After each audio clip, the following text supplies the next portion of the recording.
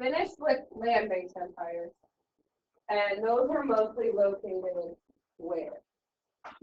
Think of all the land-based empires. There were a couple in Europe, but the ones on Europe, were they located by the Atlantic? No, think of like France and Russia, not located by the Atlantic. Okay. Then where else were some of the land-based empires? Central Asia and the Middle East.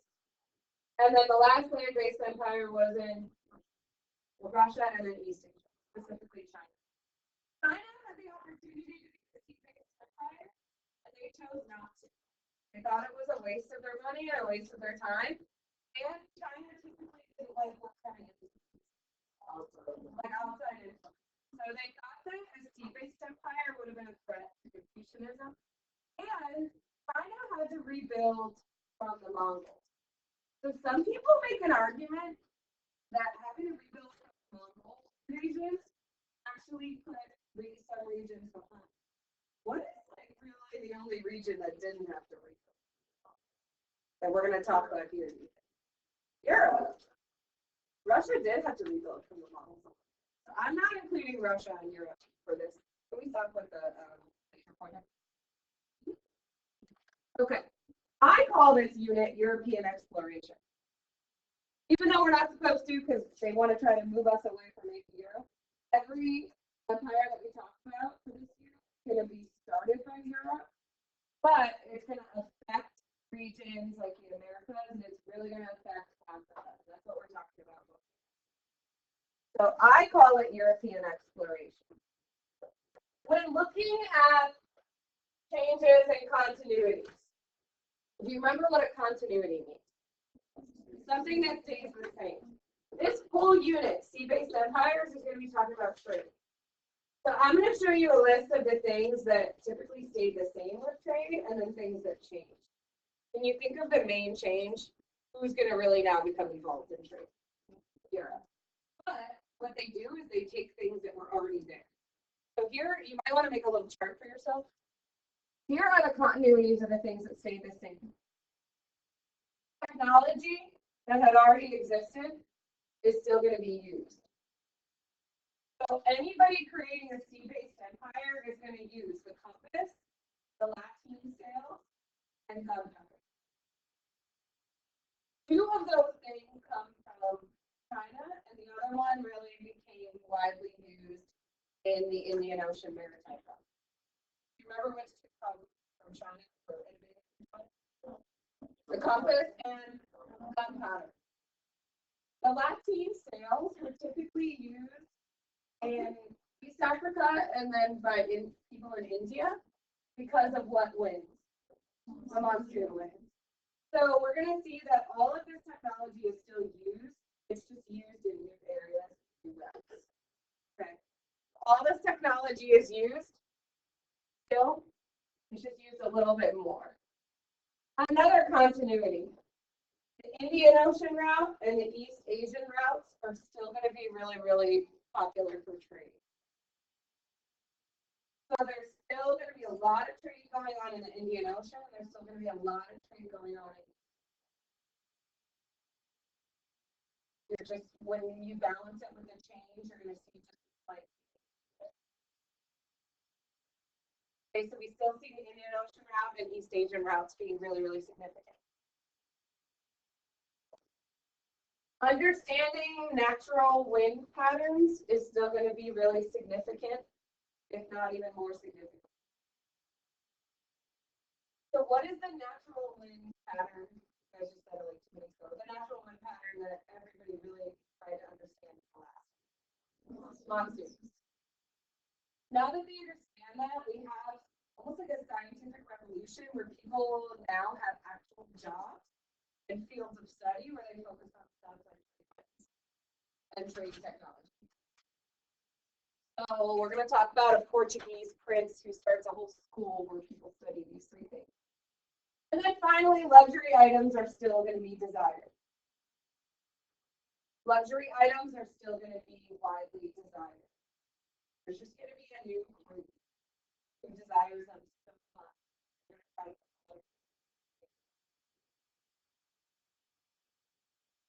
So by luxury items are things like porcelain, silk, spices, things that you don't necessarily need, but things that you want. So we have all of these luxury items that are being traded. Some changes. There's new ship designs that we're going to talk about. The Europeans take the best of everything that's coming from the Middle East and Asia, and they create new ships that are going to help them sail across the Atlantic. So these new ships are going to help them sail across the Atlantic. And we're going to watch Heidler's history, where he talks about the new ship design. So there's new ship designs. They use pretty much all of these things and just put them into one. So really, for the first time, we see Europeans creating ships with lateen sails and with cannons to use gunpowder. They do that in case they run into pirates. They do that for regions that they have to take over. So we see new ship designs.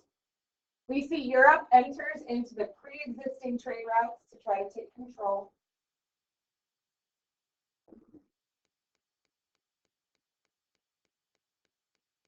So you have these existing trade routes. You've got the Indian Ocean route, the Eastern route. The only change we're going to see is a new group coming in and trying to take control of those trade routes. Trying to take control of those trade routes. So that's the main change that we see for the trade routes. Silk Road trade is going to decline. Or in other words, any land-based trade is going to decline. Does anyone think of why it's easier to trade overseas in terms of like cargo? Yeah, it's still way more things on boat. And it's just less harsh environments in terms of like you personally having to travel over land too. Like both of them had a threat of pirating. So like sea-based trade had pirates, so did land-based. And you can avoid overland cities. And what would people do for those cities? Taxes. So you avoid taxes. So now, if you could, you were moving to sea-based trade. And so we start to see all the major cities in this time period pop up once again on the coastline. There's new trade routes over the Atlantic. We're going to really discuss one in detail called the triangular trade route. So we're going to have a small debate over who we think was kind of like the originator or most responsible for the triangular trade route.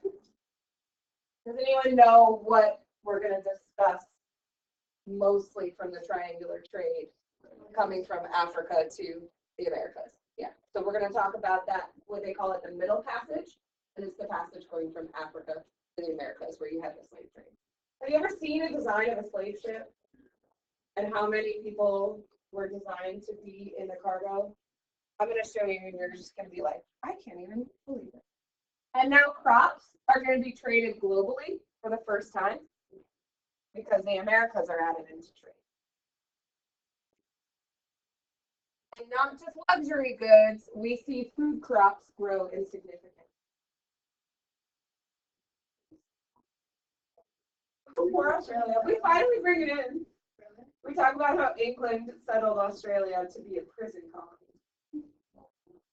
So like England, Australia had people living on there. They were like indigenous groups, like nomadic hunters. And then England goes to Australia and they're like, oh, this is an empty, barren land. We're going to drop our prisoners here to be isolated. And then it becomes a prison colony. And so that's how Australia was founded.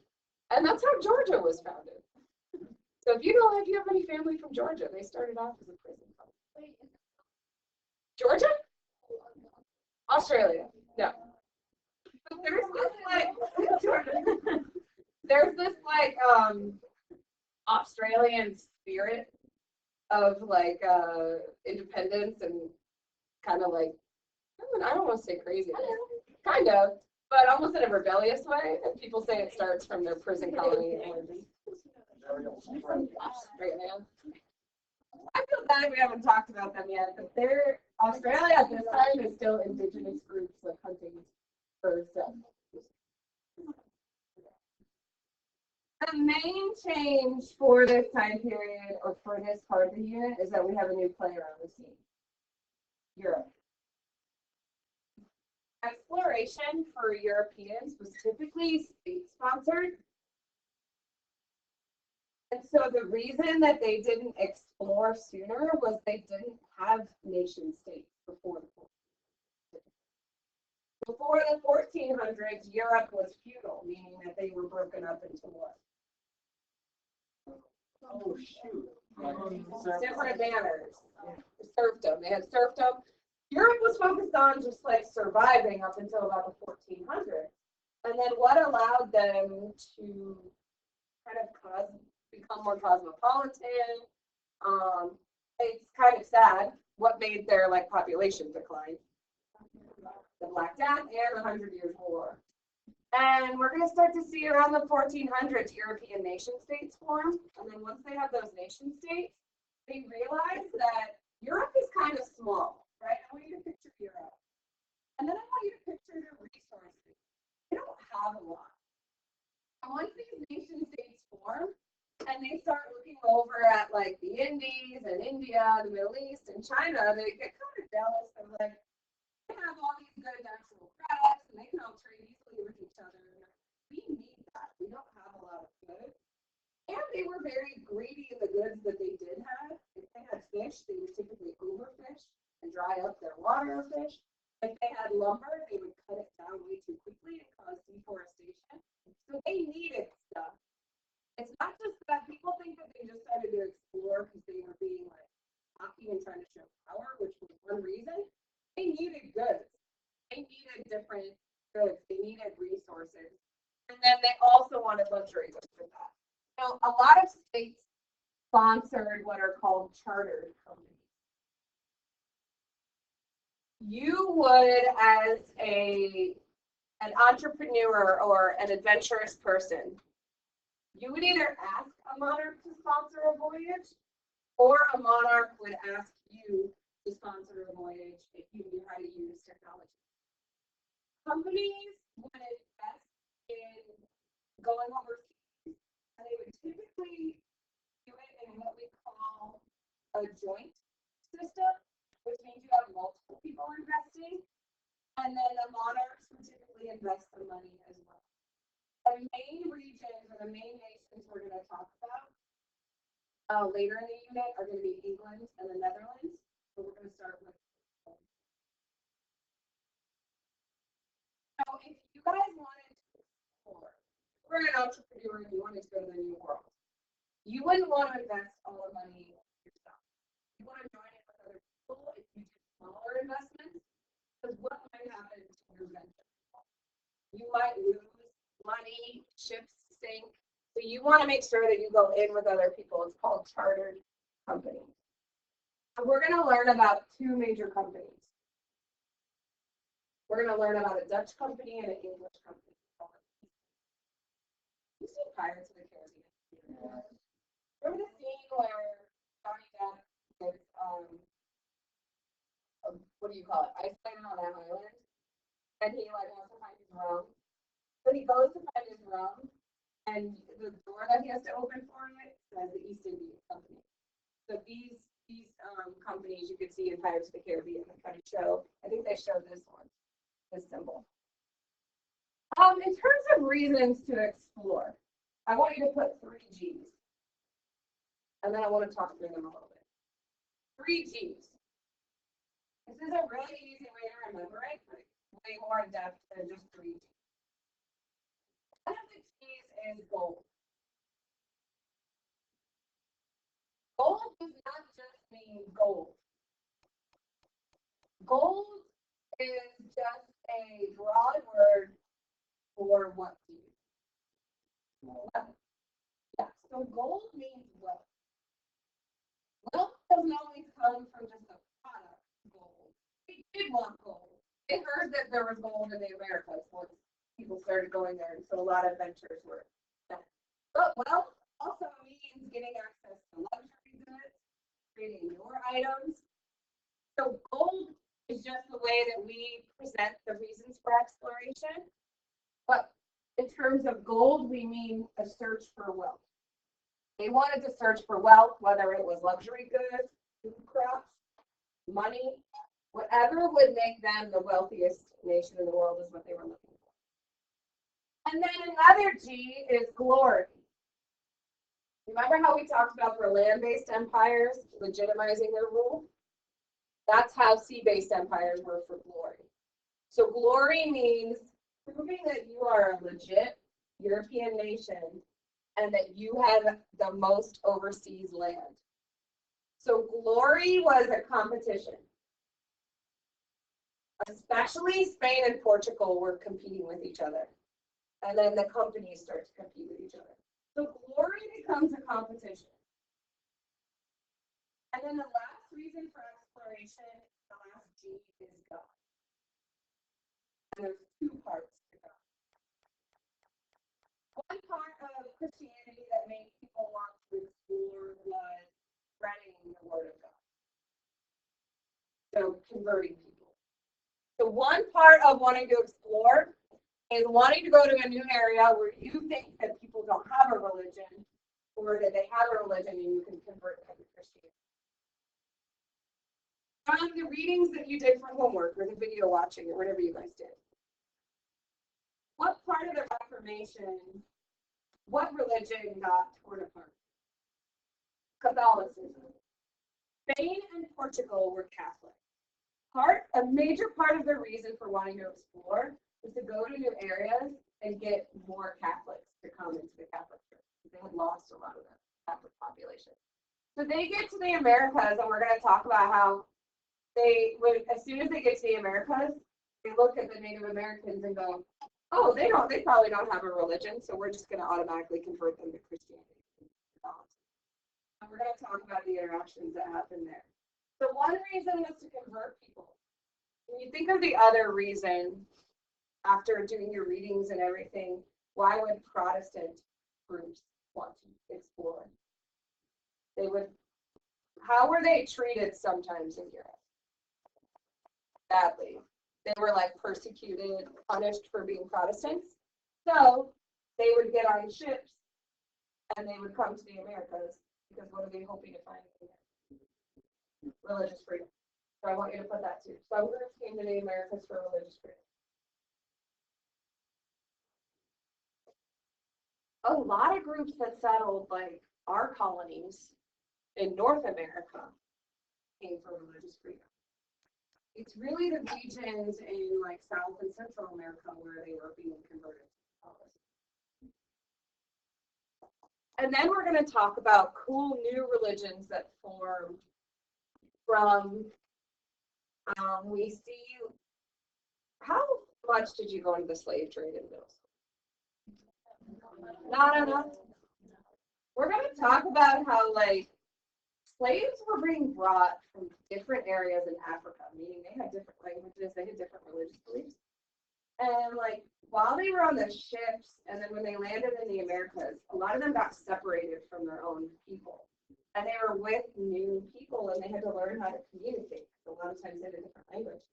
And what starts to happen is we have like a new mixture of languages and religions that form in different areas that people from Africa were taken. So we see new religions forming too in the Americas that we'll talk about. So these are the 3 G's. And then when you mix them with new access to technology, that brings about the age of exploration. So God, gold, and glory. If you've seen Pocahontas, you know that the opening song, I think they sing about that, right? Gold, glory, and God. What are the reasons for exploration other than the 3 G's? I think the biggest reason, being able to explore, having the technology, having the knowledge, and they get all of that stuff from old classical means Greece and Rome, from Islamic knowledge, and from Asian knowledge. Without all of that, Europeans would not have been able to do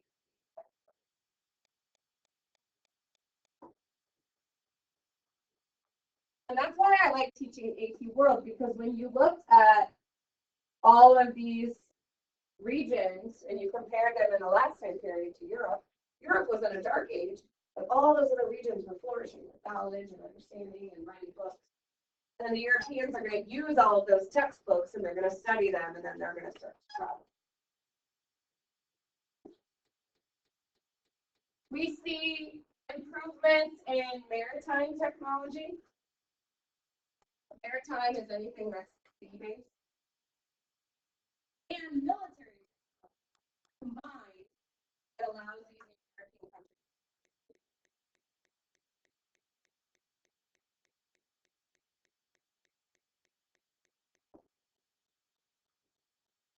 Now, instead of just sailing in the Indian Ocean, we're going to see a lot going on in the Atlantic, and then a lot more going on in the Pacific. And the Atlantic is really tricky.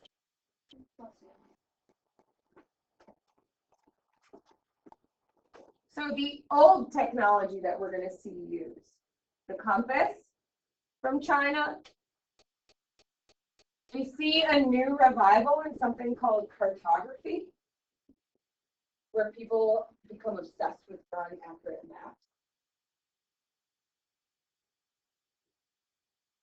If you guys liked in our first time period drawing maps, maybe you could be a cartographer.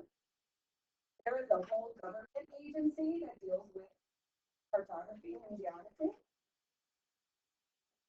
called the NGA. One of my friends works there, and her job is basically to study maps of North Korea to see if anything new ever pops up.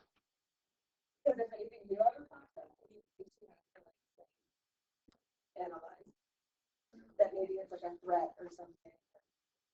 So cartography is the study of maps, and people at this time became obsessed with drawing accurate maps. And then finally, new knowledge of scientific things. Knowledge of wind patterns, knowledge of natural tides. You guys know how tides work with like the moon, pulling tides in and out of the water. High tides, low tides. You ever been to the beach and you put your beach chairs down and the water is not near you and then all of a sudden the water starts hitting you? Tides do that. So they started to study oceans and winds and anything that could help them explore. One big person who did this was Isaac Newton. So we have all this new knowledge that helps them explore. But they need to develop ships that can handle the Atlantic. They need to develop ships that can handle the Atlantic. The most famous ship that you guys have probably seen, because in elementary school, I feel like you learn about the Nina and the Santorium, right? Those ships are called caravels. A caravel was invented by the Portuguese. And a caravel used two types of sails. The Latin sail, which was triangular, and then a European sail that had typically been square. So you have your triangular and then your square sail. And you would have a mixture of both, and then you would use the new invention of gunpowder and put a bunch of cannons on your ship. It would make the ship kind of heavy. But what do square sails do you think help in the world? What did you say? Speed. You get more wind that makes it go really, really fast if you're in the right wind pattern. What about Latin sails? Direction. Yeah. So they took the best of both worlds and they combined them, and now you have kind of sails on the caravel ship.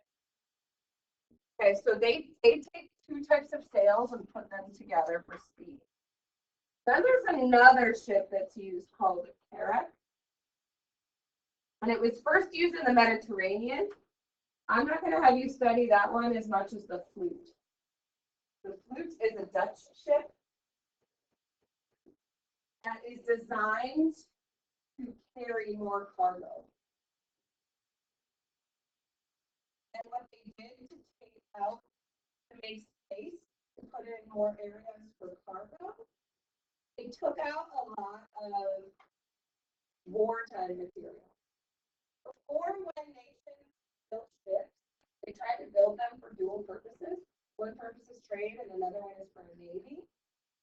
The Dutch were the first people really ever who said, okay, we are going to design it just for trade. We're not even going to use, we'll have two separate fleets of ships. One can be for Navy, one can be for trade. By doing that, they set up more space for cargo. So that's a new design that's going to help them carry more cargo. So focus on these two, the Caravelle and the Flute. And then the Chinese are going to be epic, and they designed a ship called a junk that's the size of a World War II aircraft carrier. Yeah, the biggest ships like ever designed in the ancient world. They go on one expedition just to show off and say, hey, we can do it too. And then they decide it's not worth it for them and they don't go on anymore. But they design these beautiful ships where their sails are made out of silk.